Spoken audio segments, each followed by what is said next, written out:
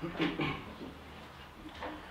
الله الرحمن الرحيم إن الحمد لله نحمده ونستعينه ونستغفره ونعوذ بالله من شرور أنفسنا ومن سيئات أعمالنا من يهده الله فلا مضل له ومن يضلل فلا هادي له وأشهد أن لا إله إلا الله وأشهد أن محمدا عبده ورسوله صلى الله عليه وسلم. السلام عليكم ورحمة الله وبركاته. Okay, welcome once again to our Tafseer class. And before we go into our Tafseer, just want to make mention of what happened in New Zealand. Our prayers, condolences out to all those who were affected by what happened. Inshallah, towards the end of the dars we'll be speaking about that as well. But just want to start off by making mention of that. Let us continue with our Tafseer. We are now into Surah Lail. Okay, Surah Lail.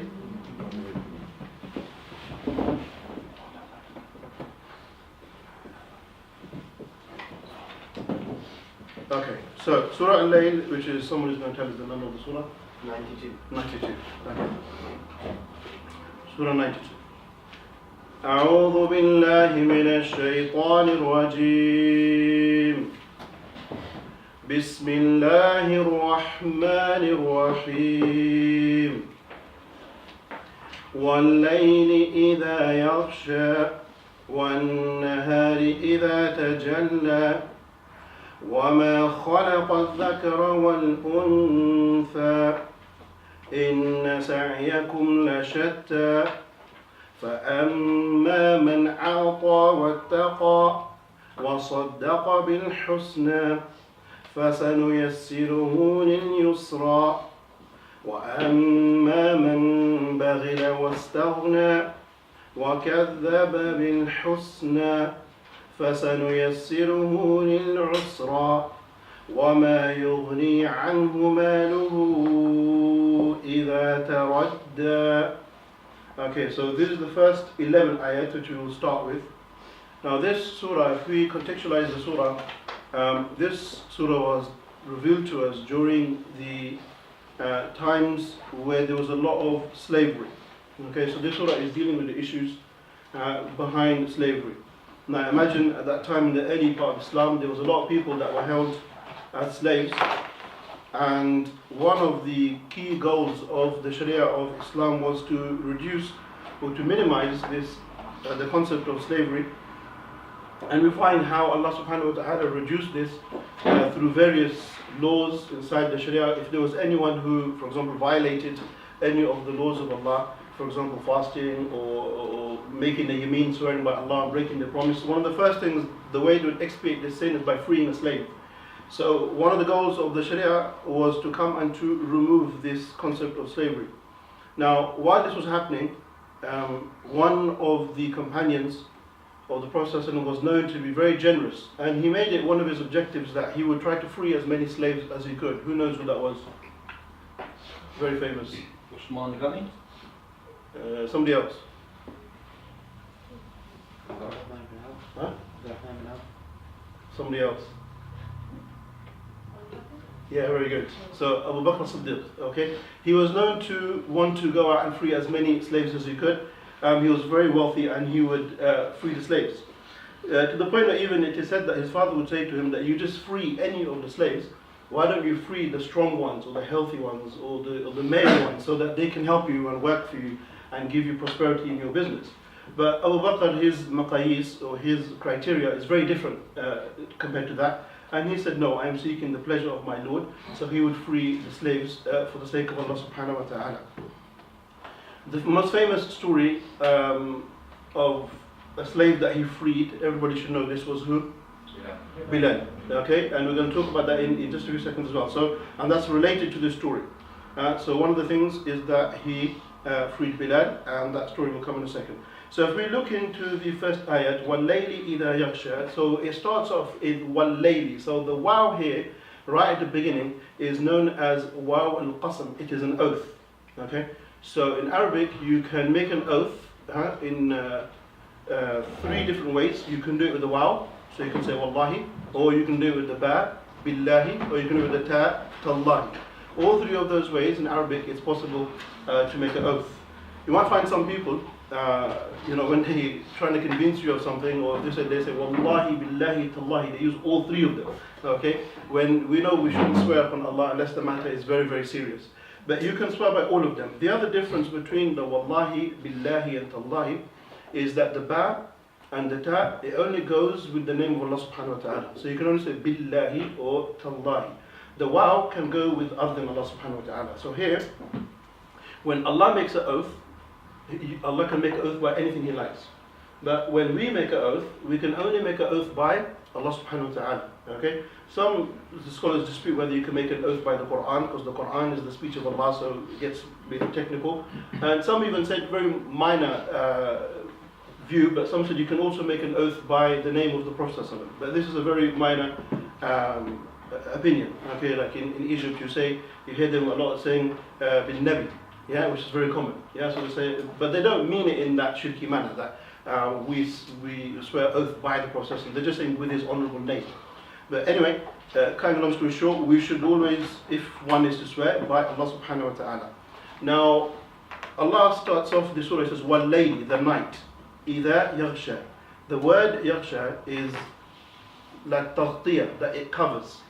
So Allah swears by the night, and this night, it covers things. Okay? Almost like a garment.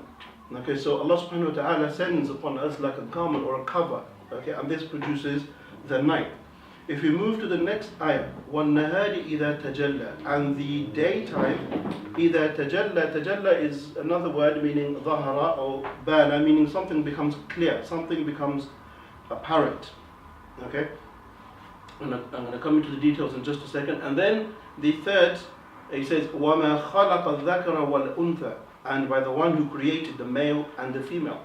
In Arabic, when you make a qasam, I think even the same thing even in Urdu, if you make a qasam, any language, if you make a qasam, you will swear by something, and then the jawab or the response of that will come as well. So if you say Wallahi, you're trying to say something or convince someone, for example, Wallahi, tomorrow I will wake up early. Okay? So you make a qasam, and then the response of that, they say jawab al-qasam in Arabic, will come soon after. In this verse, what's interesting is that after 3 verses, the jawab comes, Inna sa'iyakum la shatta. So the qasam, Allah subhanahu wa ta'ala swears by the night, swears by the day, swears by the creation of man, swears by the creation of woman, and He says, verily, your path, sa'yukum, a sa'i, those who've been to Safa and Marwa, what do you do between Safa and Marwa? You run. It's called a sa'i. Okay? So that's where it's called, Inna sa'iyakum, verily your paths, la shatta. You have many different paths. And we will talk about that in just a second. Okay, so that's your jawab. So those of you, the jawab al-qasam is, Inna sa'iyakum la shatta. Now, what's also really amazing with this surah is how Allah subhanahu wa ta'ala opens up this Quran with contrasting images. So Allah says, Wal-layl, the night, and then He says, An-nahar, and the daytime, and then He says, Wal-dhakar, and then the opposite, Al-untha. So this is also from the beauty of the language, that Allah subhanahu wa ta'ala, He is swearing to you, and He's swearing to you by 2 opposites. So in the first 3 ayat, you can see 3 different opposites. Okay? That's another aspect of this surah. Furthermore, the word yaghsha, we said it means to cover, and the word tajalla, it means to appear. Now, this is some of the scholars. I was reading the Tafseer of Napolsi. Those people know who he is. He likes to go into scientific facts, so scientific stuff. So he pulled out something very interesting here. He said, "Wal-layli," the night, it precedes the day. He says here, "Wal-layl," and then he says, "Wal-nahar." Furthermore, he says, "Yaghsha." Yaghsha means what? To cover, right? What tense is that in? Is that in the past, or is it in the present, or is it in the amr? It's in the present tense, right? Okay, good. Stay with me. Then it says, وَالنَّهَارِ إِذَا تَجَلَّى, and the day when it appears. The word tajalla, is that in the past or in the present? Past. It's in the past. Yeah, tajalla is in the past tense. So here, Allah subhanahu wa ta'ala has used the present tense for the night, and He's used the past tense for the day. Previously, we said, Tabbat yada Abi Lahabin wa tab. We said Allah here used tabbat, used the past tense, that the curse is on Abu Lahab, the past tense. Why did we say in this case He used the past tense? If you remember. Because He's never going to change. Yeah, good. Because He's never going to change, which means? You can use that verb for as long as. Very good. In Arabic they call it lithabat, meaning that this thing is definite. Okay, it's ongoing. It's never going to stop. So here Allah subhanahu wa ta'ala says وَالنَّهَارِ إِذَا تَجَلَّى, using the past tense, meaning that it's always going to appear, whereas the night it comes and goes. It's in the present, it comes and goes. And what Napoli extracted out from here is very nice. He said, look, the day, how do you know when the day starts? The sun. The sun, does it always give light or does it stop giving light? Always. It's always giving light. When do we have night? When the sun doesn't. Who's When gonna the be- sun, when the sun is not shining towards it on the other side of the So when does it go to the other side? Sunset. sunset. Huh? What happens to the globe? Come on, young GCSE Going students. round. It's rotating, right? Rotating, yeah. So it's like a cover, it's rotating, it's something that's being put onto something. So the day, Allah subhanahu wa ta'ala is saying, is constant. The sun is always going. That's why he used the past tense, tajalla. The light is always going. The sun never stops. Whereas the night, it comes and goes because the earth is rotating. So that even you can extract that just from the language. Isn't that amazing? Huh? So he says, وَاللَّيْلِ إِذَا يَغْشَى. I mean, the night is covered. So when the earth rotates, it's almost like there's a cover being placed on one side and the other side has the light. Then when the night is finished, it rotates again, it gets another cover, and it gets a night, and it gets the day. Okay, did everyone get that point? Mm-hmm. Yeah? So this is from the secrets of the Quran. Furthermore, in the Tafseer as well, many a times we find in the Quran where Allah subhanahu wa ta'ala, he talks about the Lail and he talks about the Nahar, the day and the night, the day and the night. And in another verse in the Quran, Allah says, وَجَعَلْنَا اللَّيْلَ لِبَاسًا وَجَعَلْنَا النَّهَارَ مَعَاشًا. That He's made the night a libas, meaning a garment. And وَجَعَلْنَا النَّهَارَ, and we've made the daytime ma'asha. What does ma'asha mean? Yeah, to live. Yeah. So ish in Arabic they call bread. If you go to Egypt or another country, they call bread. They call it ish. Yeah, it's a source of life. So they call it bread. So ma'asha means life, livelihood. What Allah subhanahu wa ta'ala is saying here very clearly is that the night has been created for you to do what? Libas. When you put on garments for you to rest. And the day has been created for you for ma'ash, for you to get up and go seek your rizq. Yeah? So this is another one of the reasons why Allah swears by the day and by the night. And we find many a times people who complain of physical problems, mental health problems, depression, why is that the case? Because they've disturbed the natural order of the human being. Many of people who complain of these problems, they sleep so late in the night, or they sleep after Fajr, or even just 10 minutes before Fajr, and then they sleep, they awake all night, and then they go to sleep and they wake up after Dhuhr or after Asr. And then they complain afterwards, they feel depressed, they feel sad, or they have problems. Why? Because how much sunlight did you see in that day? If you wake up after Dhuhr, just about Asr time, Maghrib's going to kick in after 2 hours, so how much sunlight did you see? You saw a good 2-3 hours, that's it. And then you complain, I feel depressed, I feel sad. Allah says very clearly, وَجَعَلْنَا اللَّيْلَ لِبَاسًا وَجَعَلْنَا النَّهَارَ مَعَاشًا, that the day has been created for you to go out and fend. Okay? Just like in the same way as the animals or the birds, as soon as you hear, those who lived in the countryside, as soon as the sun comes up, what do you hear? Birds. Yeah, you see the birds and all the animals making his wife, because they're getting ready to go out for ma'asha. So Allah subhanahu wa ta'ala, He swears by this because this is the order that He has created us with. Then it says, وَمَا خَلَقَ الذَّكَرَ وَالْأُنْثَى, and He has created the male and the female. Okay?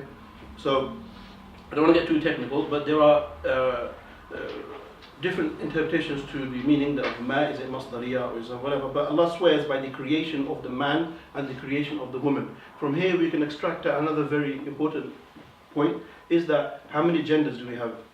Two. Is there a third gender here? No. Is there a mixed gender? No. Is there a gender that can be one, then change, then can be another one? There's only two. Okay, Allah says, well, there's no other gender. So this is Allah telling you. Okay? وَمَا خَلَقَ الذَّكَرَ وَالْأُنْثَى, the way you are born, the organs with which you are born, that's the gender what you are. After that, no matter what operations you want to do, or you want to use a knife, whatever you want to do, it doesn't matter. It doesn't change your gender.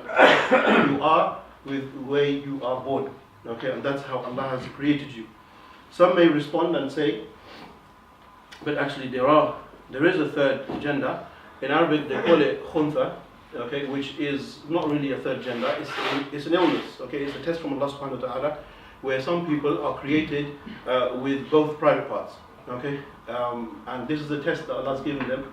I don't want to use the word, and I don't know if it's correct, but you see in Pakistan men who dress up like women. I don't know if they're cross-dressers or if they're khuntha, but a person who's born with both private parts, this is somebody who, they call it in Arabic, they call it khuntha, but even then, this person is not a third gender, because the way to determine whether we treat this person as a man or a woman, what they tell it, what the scholars say, is to see which one of those two organs is actually working, okay? Because sometimes it can just be a defect in the birth, or the way to say, just check which one of those two organs does he use when he goes to do a number one. Yeah, so then you can know what system he has. Yeah, whether he is a he or a she. But that's a very rare case, and that's an illness. Okay.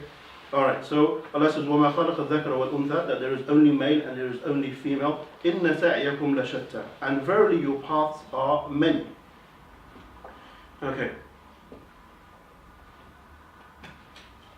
Another beautiful point we can take up from here is that when Allah subhanahu wa ta'ala is revealing these verses early on in Mecca, where people, some of them believed and some of them didn't believe, Allah, to convince the people, He used universal signs. Yeah? So there's no one, whether he today an atheist or a Christian or whatever faith he is, that will deny the night, that will deny the day, that will deny the man, that will deny the woman. Like in previous surahs we've taken the mountains and the sun, no one will deny their existence. So Allah subhanahu wa ta'ala, to prove to the people or convince them of His existence, He uses universal signs that nobody can deny. He didn't say something that you could debate it. No, He came with these firm ideas. The existence of the sun, the existence of the moon. Can you deny that? Where did that come from? Okay, if you don't like it, can you change it? No, you can't. Even when Ibrahim alayhi salam, he had his debate with Nimrud, and they were debating with him, and he said, I am Allah, I am the Lord, I give life and I take death. What did Ibrahim alayhi salam say? قال إبراهيم إن الله يأتي بالشمس من المشرق فأتيها من المغرب. He said, okay, if you're God, he used another universal sign. He said that the sun, it comes from the mashriq, okay, you bring it from the maghrib, bring it from the other side, okay. And what happened then? فَبُهِتَ الَّذِي كَفَرَ, that he went silent, he had no response. He cannot change the order, the natural order. So this is another point for us, that if we're debating people, that we're trying to convince people of the existence of God, use these universal signs, and this is something they cannot deny. Okay, where do they come from? How do they work? Why is it in this manner? Okay.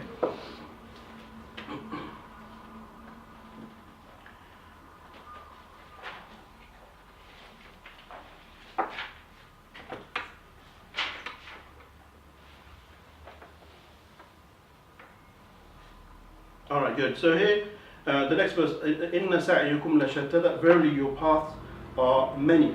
Referring to the people in this dunya, that Allah subhanahu wa ta'ala has given all of us different ways of living. Some of us may choose to believe, some of us may choose not to believe, some of us may be rich, some of us may be poor. But he says the word shatta means many, like a lot. So verily your paths or your ways are different. فَأَمَّا مَنْ أَعْطَى وَاتَّقَى, as for the one, أعطى, the one who gives, وَاتَّقَى, and he has taqwa. Now another point here. The word فَأَمَّا means as for the one, man أعطى. What does أعطى mean? To give, right? أعطى means as for the one who gives. Even in your, if someone's got English translation, how do they translate this ayah? Good. As for he who gives and fears Allah. My question to you all is, in English, does that even make sense? As for the one who gives. Is that a complete sentence? Doesn't even explain what. Yeah, exactly. Give what? This is, again, balagha, this is Arabic. Gives what? Charity. So one interpretation is charity, but it doesn't say that. I think it's quite general to give. Very good, very good. So we said this before, in Arabic it's called the maf'ulun bihi, in English it's called the object of the sentence. So for example, I ate an apple. Okay, here the apple is the object, the thing that I've eaten. If I just say I've eaten, you don't know what I've eaten, but I've eaten. Okay, but Allah subhanahu wa ta'ala says, He says here, فَأَمَّا مَنْ أَعْطَى, as for the one who gives, and there's no object, meaning it's mutlaq, open, the one who gives in all things for the sake of Allah. He gives his wealth, or she gives her wealth, she gives her time, she gives her sacrifice, she gives her life, everything. So it's not just the fact that, oh, I gave £10 this week in charity, I'm part of this ayah now. No, gives everything he has or she has for the sake of Allah subhanahu wa ta'ala. Their mind, their soul is always connected to Allah subhanahu wa ta'ala in all aspects of their life. So here, the object is not mentioned. فَأَمَّا مَنْ أَعْطَى, okay, the maf'ulun bihi is mahdhuf, it's not there. وَاتَّقَى, and taqwa, it comes from the word taqwa. Okay, the one who is God conscious. Yeah? What's also very interesting to know. When Allah says wattaqa, as for the one who have taqwa, what preceded the word taqwa? Giving. Giving, right? What preceded the taqwa, some people may have a misconception. They think taqwa is the person who's always wearing a thobe, he's got a turban, he's got a big beard, he's got a miswak in his hand. Subhanahu wa ta'ala. And Allah says, Inna alayna lal huda, that verily all guidance is to us, we are the ones who guide. And we also made mention of the fact that the Prophet ﷺ, when he came to his uncle, what was his uncle's name? Abu Talib, right? Abu Talib, did he die as a Muslim or did he die as a non-believer? Non-believer, okay? And the Prophet ﷺ wanted him to believe, okay? So we know that Allah subhanahu wa ta'ala says, إِنَّكَ لَا تَهْدِي إِلَى صِرَاطٍ مُسْتَقِيمٍ, that verily you are the one who guides to Sirat al-Mustaqim. And in another verse that says, إِنَّكَ لَا تَهْدِي مَنْ أَحْبَبْتَ وَلَكِنَّ اللَّهَ يَهْدِي مَنْ يَشَاءُ, that you are the one who cannot guide the people who you love, okay? How do we reconcile? Is the fact that the Prophet ﷺ, he has hidayah of irshad, of educating, but the hidayah of tawfiq is with Allah. So even the Prophet ﷺ with his uncle, he tried so much.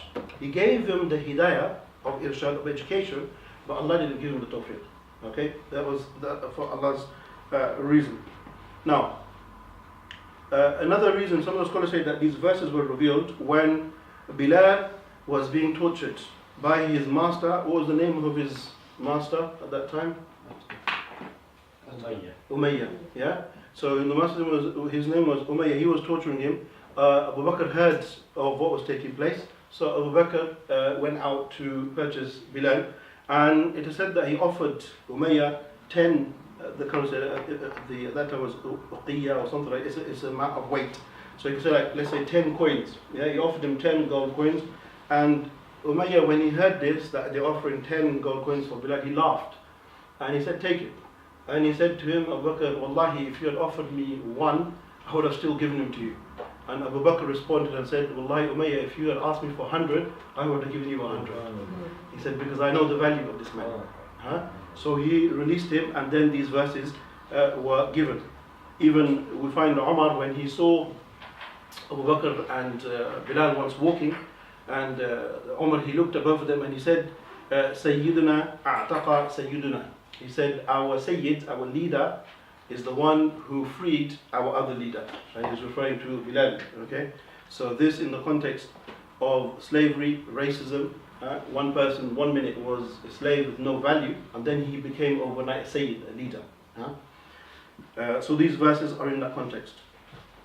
Then we continue. And we look at the verse, Inna lana al-akhirata wal-ula, that verily to us is the akhirah wal-ula. So the akhirah is well known, the hereafter. What's the ula? The dunya. Okay, so the dunya. So a question here, why did Allah start with the akhirah and then say dunya? So here Allah says, Wa inna lana al-akhirata wal-ula. Why did He start with akhirah and then say dunya? Yeah. Because akhirah is always there and will be there. And dunya will. Good. That's the first answer. Yeah, because the akhirah is more important. Yeah, the akhirah is what it's all about. Yeah, the dunya is something is secondary. Also, another reason to why some of the scholars said that it came in that manner is because of the what they say in Arabic is the shaja', which is the poetic ending of a sentence of an ayah. Okay, so those who understand literature, when you're writing a poem, the last word it rhymes. Okay, so if you look at the surah. Everything is rhyming. So inna lana al-akhirata wal-ula, which is coming inna alayna al-huda. Okay, and then wal-ula is rhyming. Okay, so that's another reason to why it's there. Then Allah subhanahu wa ta'ala says, فَأَنذَرْتُكُمْ نَارًا تَلَظَّى وَأَنذَرْتُكُمْ, here comes the warning. Okay, Allah says that I warn you, نَارًا تَلَظَّى, of a fire. Okay, warn you of fire. How did they translate the word تَلَظَّى? Blazing fire. Okay, so Allah subhanahu wa ta'ala then warns the people who don't follow the message, لا يصلها إلا الأشقى, and this fire is not going to blaze anybody إلا الأشقى. Now, what is the meaning of ashqa? What is the meaning of ashqa? We have that in books. Unfortunate. Okay, or ashaqi in Arabic is a person who is sad. Yeah. And the opposite is the one who is sa'id, the one who is happy. Now, who is sad and who is happy? So this is also language, yeah? That he could have made mention of the one who is going to be thrown in hell. Allah subhanahu wa ta'ala said the one going to hell and the one going to paradise. But Allah here, this is also balagha, this is rhetoric, that you can also describe a place by describing the state of those people. Okay? And by describing the state, you describe that place. So, in a worldly manner, how would you say that? So if you say, because you've got to think of a place that's known for a particular fi'l, for a particular adjective. Anyway, so the behavior or the characteristic of the people of Jannah is one of sa'ada, one of happiness. And the state or the condition of the people of hellfire is one of shaqawa, one of sadness and grief. So instead of Allah saying hellfire all the time, now Allah is describing the state of the people of that place. So when Allah says, when Allah subhanahu wa ta'ala says, فَأَنذَرْتُكُمْ نَارًا تَلَظَّى لَا يَصْلَهَا إِلَّا الْأَشْقَى, and the people who will be burnt because of this fire are the ashqa, are the ones who will be sad. Yeah, describing the condition of the people of the fire. Okay. الَّذِي كَذَّبَ وَتَوَلَّى, and who is this ashqa, this sad person? He is the one who كَذَّبَ, who lied, وَتَوَلَّى, and turned his back. Yeah? Those people who lie about Islam, who make up things about Islam, وَتَوَلَّى, and tawalla means to turn your back. So how many times is it when we talk to our relatives, our friends, our families, our husbands, our wives, we tell them this is haram, you can't do this. You know, this is sunnah, we should do this. You try to tell them this is a better way of living, and they just tawalla, they just turn their backs. Or even worse, they even laugh at you. Huh? They say to you, what old-fashioned person is this? What are you talking about? Look, the world is moving this way, and you want to do this. Huh? So, كَذَّبَ وَتَوَلَّى. And then Allah SWT says, وَسَيَجَنَّبُهَا الْأَتْقَى. Okay, سَيُجَنَّبُهَا, that those who will avoid this place are the atqa. And this is once again the superlative, meaning the ones who fear Allah subhanahu wa ta'ala, coming from taqwa. Those who fear Allah, aware of Allah, they are the ones who will avoid hellfire. الَّذِي يُؤْتِي مَالَهُ يَتَزَكَّى. And who is this one who has taqwa? So Allah told you that the ashqa is the one who lies and turns his back to the message, doesn't listen. And then he says the atqa, the one who fears Allah, who is this? He says, الَّذِي يُؤْتِي مَالَهُ يَتَزَكَّى. The one who gives his wealth for the sake of Allah, وَلَوْ يَتَزَكَّى. And we talked about tazkiyah last time. What did we say was the meaning of tazkiyah? Purify. To purify, okay? To purify your internal and to purify your external, okay? They are the ones who Allah said they are atqa, okay? وَمَا لِأَحْدٍ عِنْدَهُمْ مِنْ نِعْمَةٍ تُجْزَى. And another point to add on to that, الَّذِي يُؤْتِي مَالَهُ يَتَزَكَّى, talking about giving charity, one of the mufassir here makes a very good point. He says that also when it comes to giving in charity, one has to be aware of التبذير والبخل, meaning sometimes people can get very enthusiastic in giving charity and they give a lot of money, okay? And that's a good deed that you gave a lot of money, but you gave it at the detriment of your own self. So maybe you, just give an example, you've got a little bit of money for you and your wife and your kids and your family, and then you became really emotional and passionate, and you gave it all in the sake of sadaqah. And then on the way home, you're scratching your head, what am I going to buy now?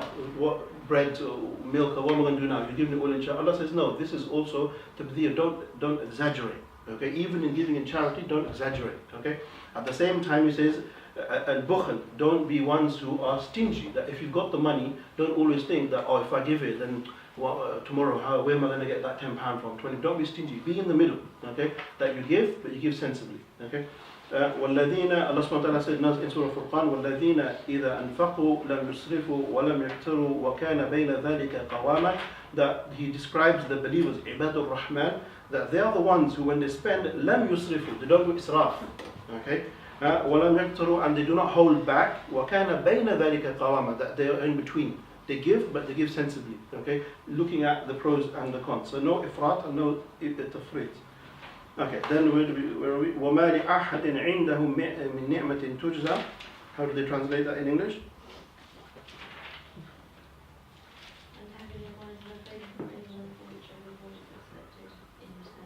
Okay, very good. So in this ayah now, Allah says, وَمَا لِأَحَدٍ عِنْدَهُ. As for the one who gives, he does not give min ni'matin tujza, that he is rewarded. He doesn't give out of charity or his time so that people will say that mashallah, this person gave £10, this person he built this masjid, this person he put this wall here. No, okay? That makes me laugh. In some of our masjid, in some of the Pakistani masajid, when you go in for the Jummah prayer, the first thing to do is pull out a big list and they say, Maulana Muhammad Fazl al-Rahman, he gave £10. Then it says Ahmed Bala gave £20.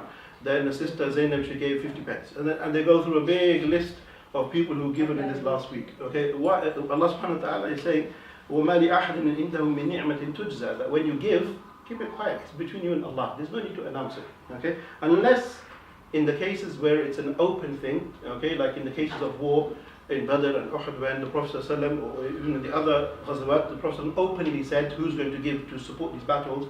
And then Abu Bakr competed with Umar and with Uthman, and they all competed. In that kind of circumstance, where it's a need, you can encourage the people to do so. But in normal cases, there's no need to announce to the people that this is what you've done. And then it says, إِلَّا بِتِغَاءَ وَجْهِ رَبِّ الْأَعْلَى, and the only thing that they seek, these people of taqwa, is the face of Allah. The only thing they want is to see Allah in the hereafter. And we know that when we talked about many of the verses in Surah Al-Qaf, when Allah subhanahu wa ta'ala says, وَلَدَيْنَا مَزِيدٌ, and then we have something extra for the people, for the believers. We said this, that in Jannah, in the highest levels of Jannah, Allah subhanahu wa ta'ala has said that the best of people, the female worshippers and the male worshippers, and the prophets, all of them will be gathered together in the highest place in Jannah. And on a Friday, Allah subhanahu wa ta'ala will gather all of these people, and these people will have a blessing that nobody has faced. وَلَدَيْنَا مَزِيدٌ, something extra, a virtue. What is that virtue? Allah subhanahu wa ta'ala will lift His veil and they will see Allah. That's the highest thing you will get to. And this is what we're saying here.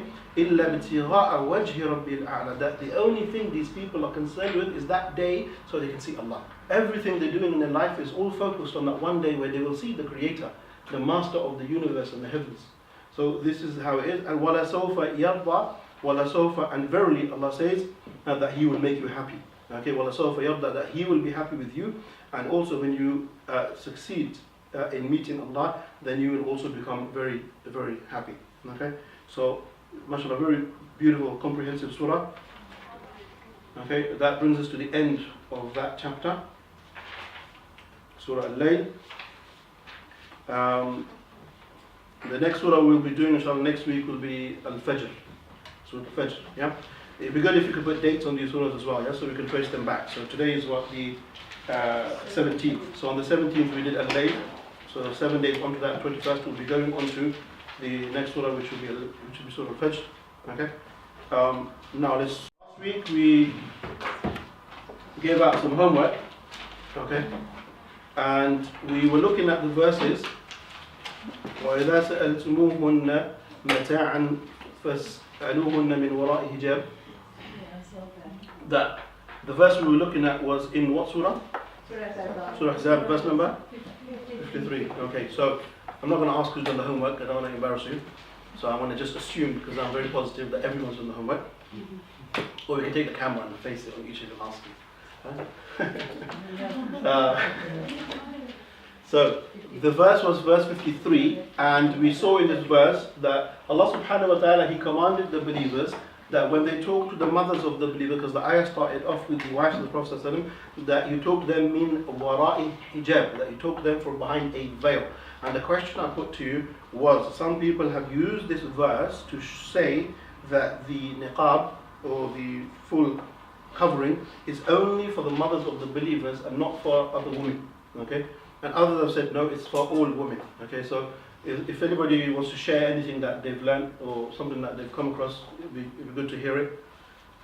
Let's actually do a vote. So from your readings, who was convinced that the hijab or the niqab was only for the mothers of the believers? 1, 2, 3, 4. You got your hand up? Okay, so I've got 4 hands. Who, after their research, was convinced that no, it's for all believing women? 1, 2, 3, 4, 5, 6, 7, 8. Okay, the majority of people said it was for the believing, for all the believing women. Okay, good.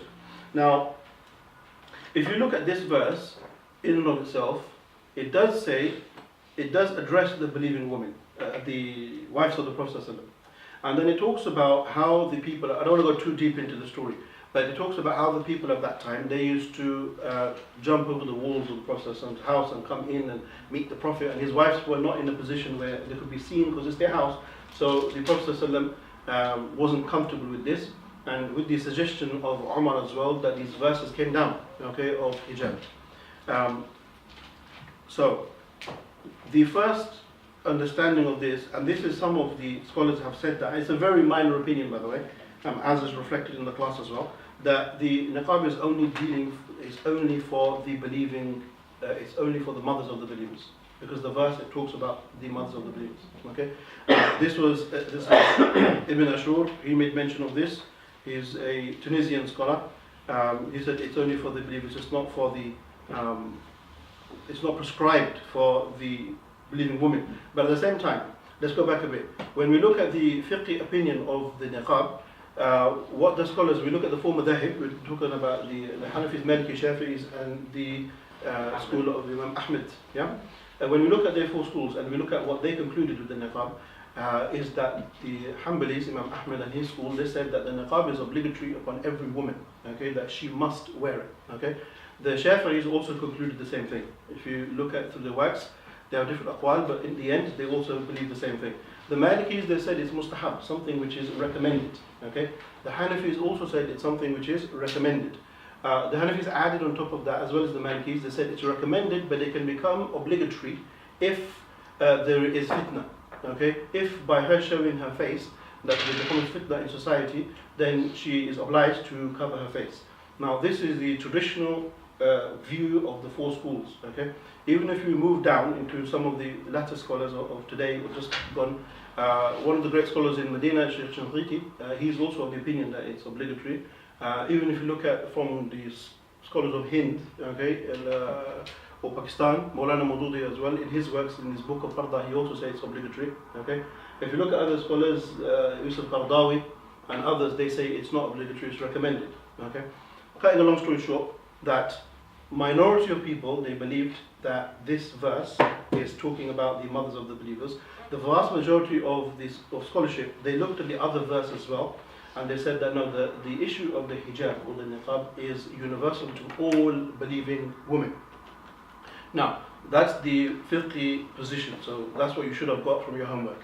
To add on to that, now I'm going to put in my input. So you got that's the scholarly research on the issue of niqab. Now, moving forward, I believe, when you look at the works of a lot of the scholars, that the overwhelming majority of the scholars, they will move to the position of it being mustahab, not being obligatory. Okay, mustahab meaning that if a lady decides to wear the niqab, then she is rewarded for it immensely, but she doesn't have to. Okay, whereas if you say it's obligatory, that means that women who are not wearing the niqab, then they are sinful. Okay, so it's a very strong position to take. So I believe, from my readings, that the niqab it's not for the believing women, for the mothers of the believers only, but it's for all women, but it's mustahab. So if a woman is able to do so, she should do it and she'll get the reward for doing it.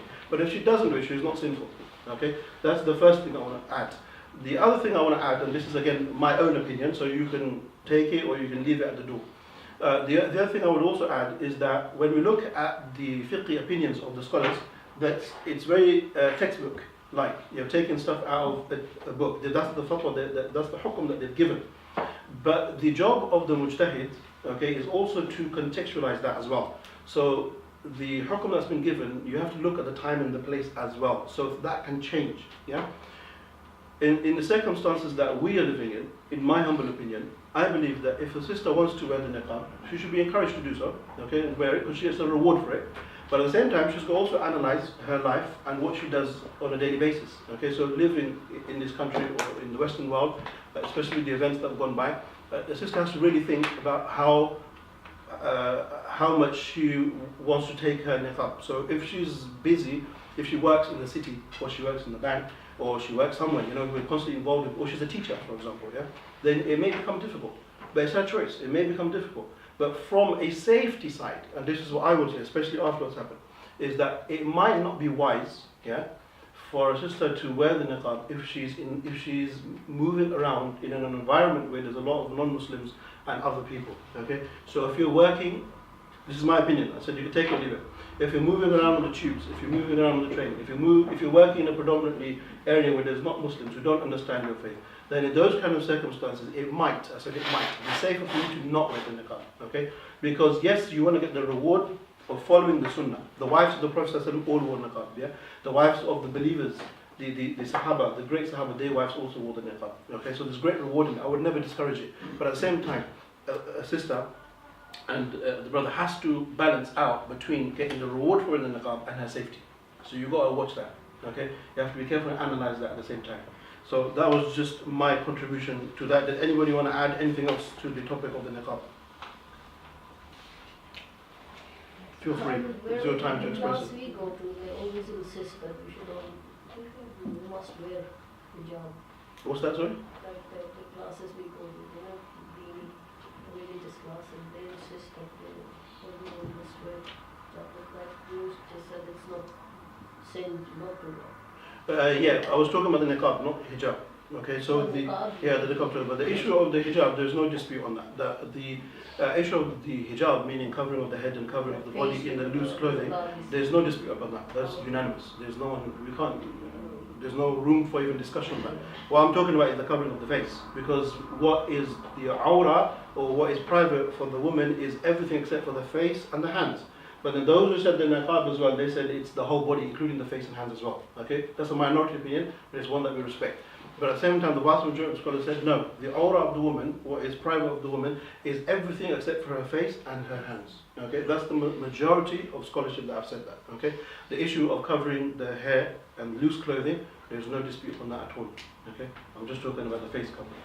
Anybody want to add anything to that? Just I spoke a lot. I'm sure someone's got something to say. We're talking about what you should or should not wear. The West would say, I don't have any rights to talk about that. It is hard. Yeah, there's no doubt. It's very hard. They make fun of. Yeah. What if like what woman wants to do but the husband doesn't allow? And in that case. Okay, so if the woman wants to wear what, niqab, you said? And the husband doesn't want to. Okay. That's a tough one because you have to actually analyze why he said that. Okay. If he's got a legitimate reason, and then she may have to listen to him in that circumstance. If it's going to cause her harm, and he's worried about her safety, he's worried about her job or things like that, then possibly he may be right. But if he's just not practicing and he doesn't care about Islam, then that's a different story. So the hijab is also like if she's not willing because she's been told not to. So can be sin for her. There are certain things in Islam which I think that we don't really need to open up a book and know that this is what Islam tells us. So, for example, if you ask anybody, any person in the world, non-Muslim, do Muslims drink alcohol? They will all say no, and I'm sure they'll never open the Quran. The same thing with the issue of hijab amongst Muslims. Yeah, that if you ask them, is the woman, should she wear hijab? Every Muslim will know she does. It's by default. We know that. So if a person chooses or says I don't have to wear it, then they're taking a stance against what they should be doing. Yeah? They don't need to open up a book to know that. Okay, so the issue of the hijab is a must. All right. Any more questions on that? Yep. Is it true that when you go Hajj, you're not supposed to wear niqab? Yeah, that's correct. So if you go for Hajj, then you cannot wear the niqab. The reason for that is because of the stitching. Okay, you're not supposed to be wearing clothes in the stitching or covering of the face. But what the scholars do say for women that are normally wearing the niqab, so they in their normal life they wear it, they can wear there's a type of hijab where the garment falls on top of the face. So they can wear this kind of, it's like a hijab but falls on the face. Okay, that they can wear. But the actual niqab which goes across the face and ties up around the back, that one they can't wear. Okay, but if there's a loose cloth that folds over the face, they're allowed to do that. Okay. Yeah. Using the same principle for men, for example, if they want to trim the beard because of fear, or are they sinful for doing it? Or Yeah, good question. Okay, same thing for men. Once again, from the four schools, so we have to start from the schools, yeah, because they're the ones who tell us the law. From the four schools, 3 of the schools, they all say that the beard is obligatory for the man to have. There's no dispute. The Shafis, they say it's mustahab, it's recommended. He doesn't have to, but he should. Okay. Now, let's take the position that every man must have a beard. We take that as a default position. The next question, which is where the dispute arises, is how long should it be? Okay. Now this is where there's lots of discussion. Yeah, lots of, should he have it up to here? Should he have it just like, how he should have it? Okay. All of them are up for discussion. The main thing is, in order to fulfill the obligation of having the beard, that you have to have something on your face that shows that it's a beard. Okay. So not a 2-day stubble. Okay. Something that you've left shows that you've got a beard. The length of it is up to you. Okay. The length. This is my opinion. The length of it is up to you. Some people say the Prophet ﷺ never used a scissor, never touched his beard, so this is what you should do. No, this is what you should do, but not what you have to do. There's a difference. Okay? Yeah. Do you know the hadith of the two messengers that came from fairness, the Prophet where the hadith of the lihya was given? So the hadith also talks about the Shawari. Yeah, the shawari. The So moustache. what's the hukm regarding the moustache? Yeah, so moustache. So just to conclude the issue, that when we're talking about the beard for the men, that the beard is a must. Yeah, how long or how short you have it is up to you. Many scholars said because the Prophet never touched it, you should never touch it as well. That's up to you. You get the ajr and the reward for that if you do that. But somebody who's got a beard up to here and somebody who's got a beard up to here, he can't say to the other one that that's wrong and this is right. You both got the beard. It's end of the story. Just don't complicate things. You will, inshallah, get more reward because you never touched it in the same way the Prophet never cut his as well. So the ajr is there. Okay, so we have to be balanced. The moustache, the Prophet said, do not let the moustache flow over the lips. So for men that you maintain, you can have your moustache as big as you like, but having it drop over the lips is something which is not allowed. Okay, that you have to trim the moustache over the lips. Yeah, you can trim it, you can shave it, you cut it wherever you want, but just don't let it fall over the lips. Any questions? Yeah. As many of us probably have opened up the Tafseer to understand about the niqab, can somebody tell me in which Tafseer they found this ayah is particularly talking about niqab?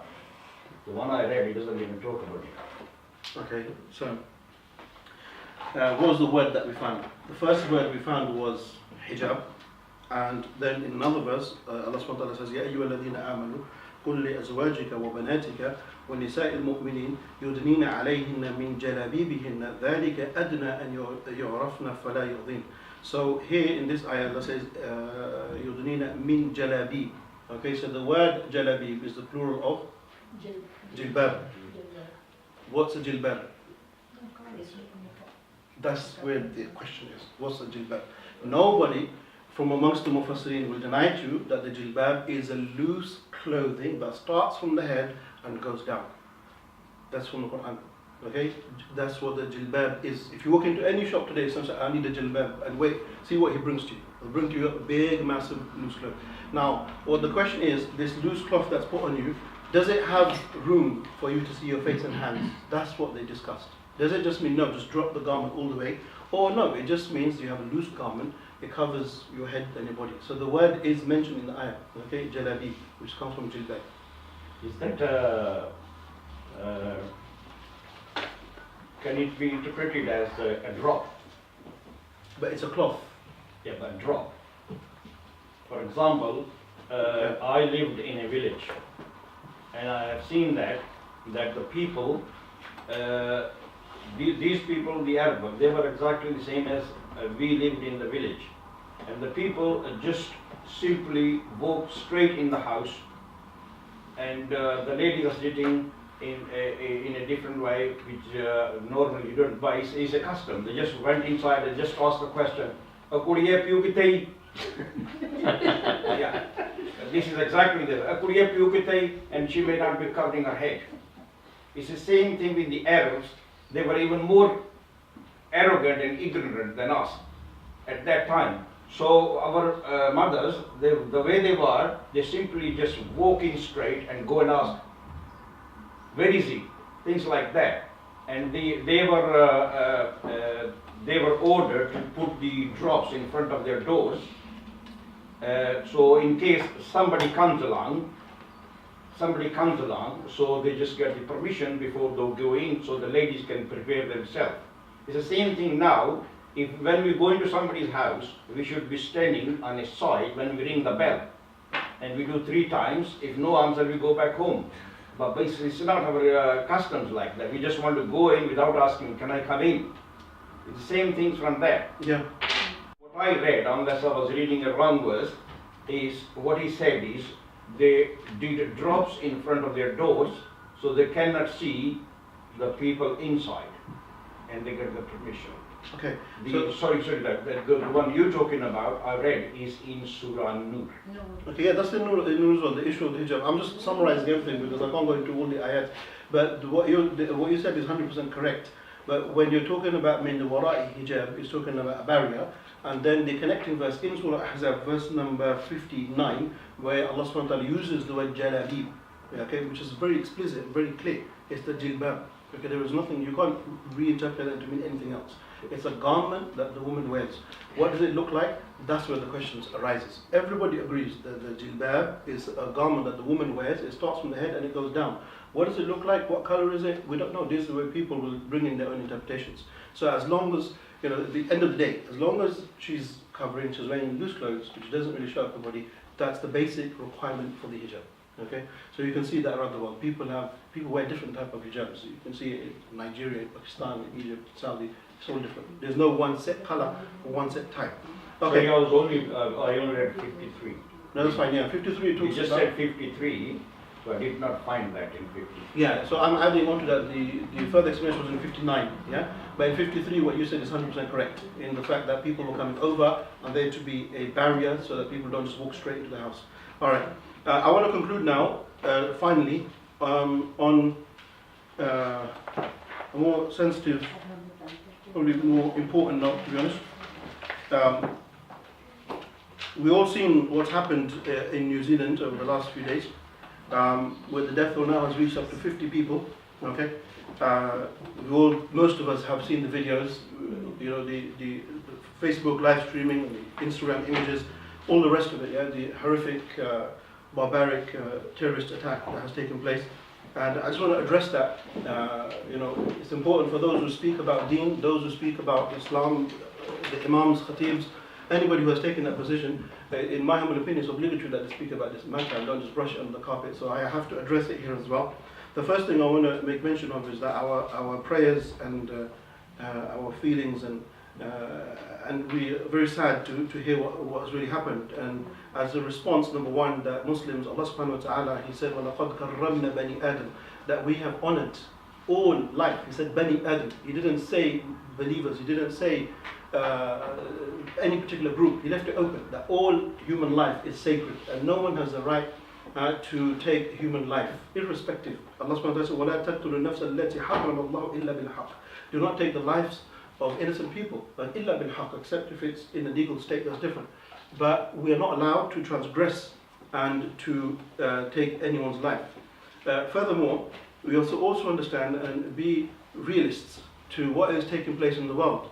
And I want to draw to all of your attention.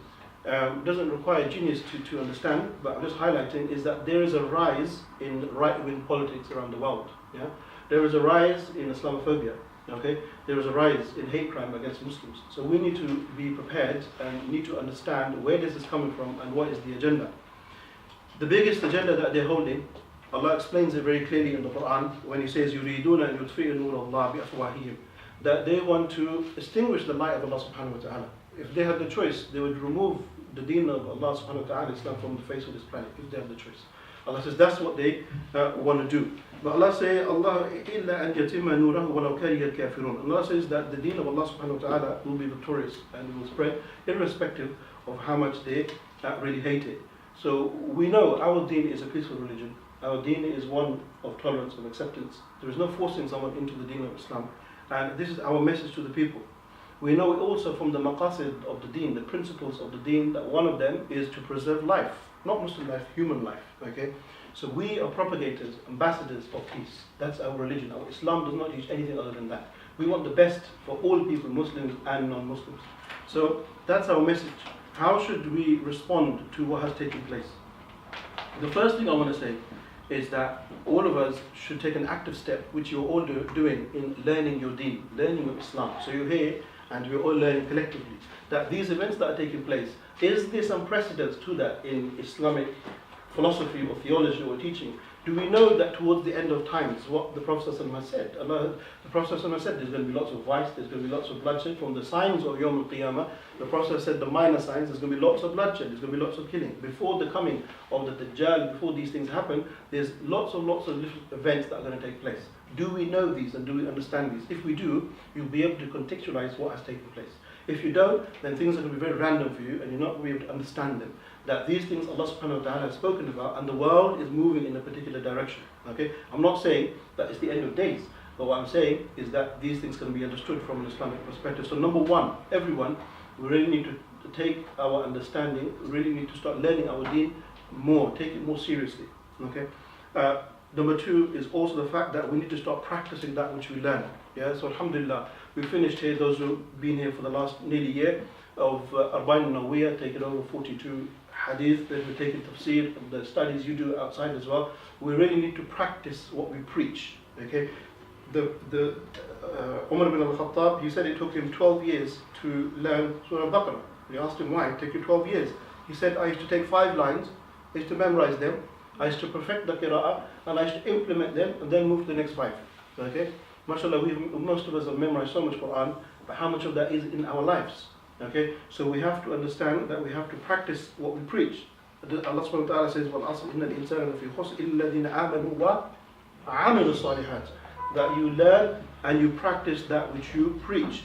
The third thing I want to say, I'm keeping things very brief. I'm going to talk more about this later on tonight when I'm talking in the masjid.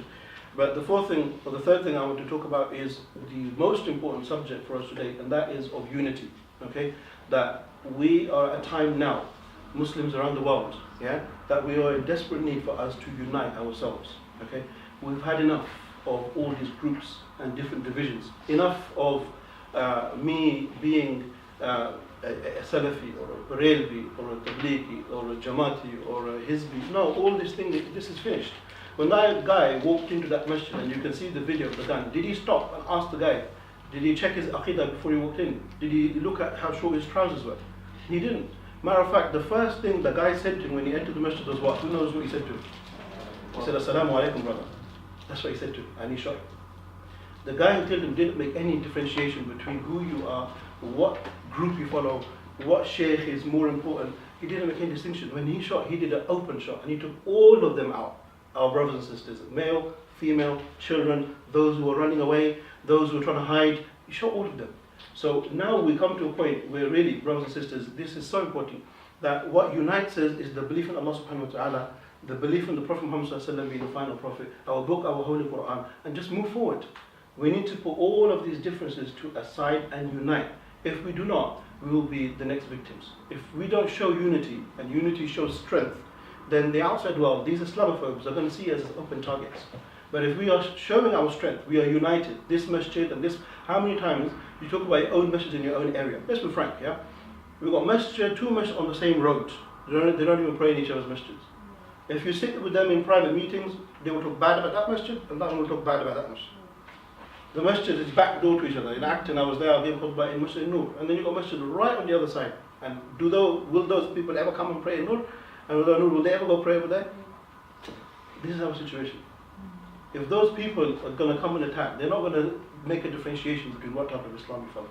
So we need desperately to unite. وَاعْتَصِمُوا بِحَبْلِ اللَّهِ جَمِيعًا وَلَا تَفَرَّقُوا. Stay strong with the hablillah, the deen of Allah, and do not disunite. And also the issue of da'wah. Now we're in a situation after what has happened, many people, they're afraid. Yeah? I teach in an Islamic school, and some of the comments that some of my students said, yesterday, well, they moved me and it brought me to tears. One of the students, he said, he was 15, he said to me, yesterday I didn't pray Jummah. I said, why? He says, I was too scared, I stayed at home. Another parent said, the child said, they said, let's go to the masjid. The child said, I don't want to go to the masjid. They asked, why you don't go to the masjid? They said, because that man with the guns over there. So people are scared to even go to the masjid. One of the other kids in the class, he said, when I saw that video of the shooting, it looked like Black Ops. You know, what's that? Call of Duty, right? COD. He said it looks like the game I play. That's what it looks like. So even our youth or people, they're not even desensitized. It's just a game. you know, and you're saying headshots, body shots, everything's just become a game. It's all become, you know, our kids sit there how many hours playing these games, yeah, non-stop, desensitized. They don't know the consequences. So if it happens in real life, they don't have even the feeling that this is a human being, this is life, you know. So it all becomes display. So anyway, the kids there also showing that. So it's very important for us to get active, to do da'wah, to teach people the true message of Islam, to come out more. Okay, and finally, that we also become active members of our community. Okay, it's time now. We cannot be passive. Wallahi, we cannot be passive Muslims anymore. If you're going to be passive, do not be surprised if you get a knock on your door. Okay, it's that late in the day that if you still have not woken up after what has happened, then nothing's going to wake you up.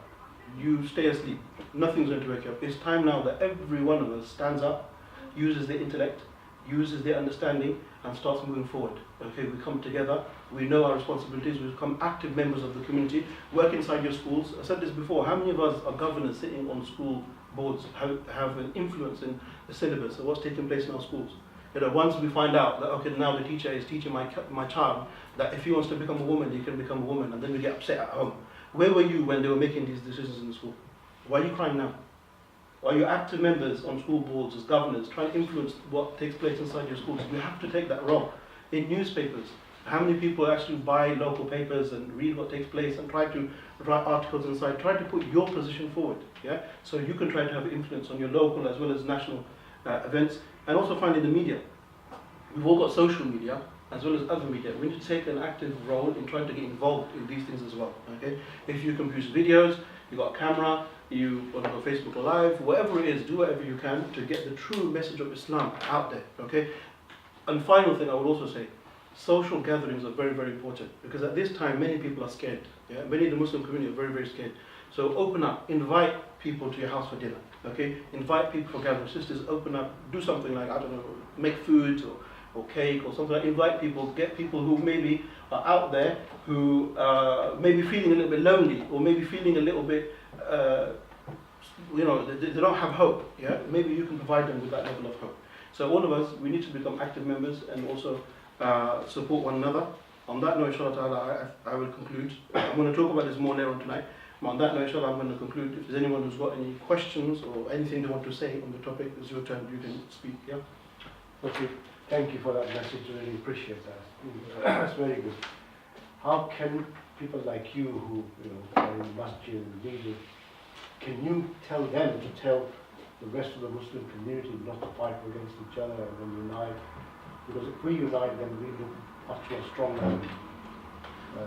Very good question or point. I speak about myself. This is something I try to do, but being frank, it's not always easy to convince mosque leaders or people who run our masajid. Alhamdulillah, they've done lots of great work and they've achieved great things.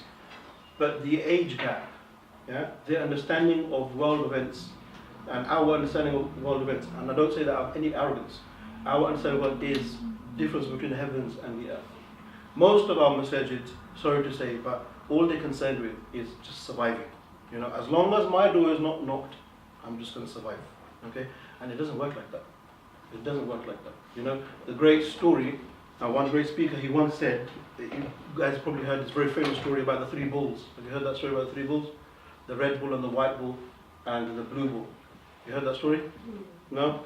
The three bulls, and we'll conclude on this, the three bulls, red, white and blue, they were together. The lion was trying to get to the bulls. And he couldn't because they were always walking together. Then one day the lion found an opportunity. He said to the red bull, said to him quietly, he goes, look, I'll leave you alone. Okay? Just move to the side. I want the white bull. So he went to the blue bull and said the same thing. He said, look, I don't want you. I don't want the red bull. I just want the white bull. Just leave me to have him. And, I'll only have him and I'll step aside. So one day the red and the blue bull, they stepped aside and the white bull was eaten by the lion. Sometime later now the lion became hungry again. So he approached the red bull and he said to the red bull, look, step aside. I don't want anything to do with you. I just want the blue bull. That's all I want. So the red bull stepped aside and he ate the blue bull. When the blue bull was eaten and the lion became hungry again, the lion approached the red one And he looked at him, and the Red Bull said to him that I noticed that I actually died the day the white bull died. That's when I died. The minute he turned his back on the first one was when he realized that that was actually his own ending. Okay, so the story of the three bulls. The lesson to learn from it is if the bulls stay together, the lion can't come in. Okay, so a message of unity for all of us, positivity, and inshallah Allah subhanahu wa ta'ala will open things for all of us. Anything else before we conclude? Sisters, anything? Okay, well then I conclude. Jazakallah khair. سبحانك اللهم وبحمدك أشهد أن لا إله إلا أنت أستغفرك وأتوب إليك. السلام عليكم ورحمة الله وبركاته. Thank you.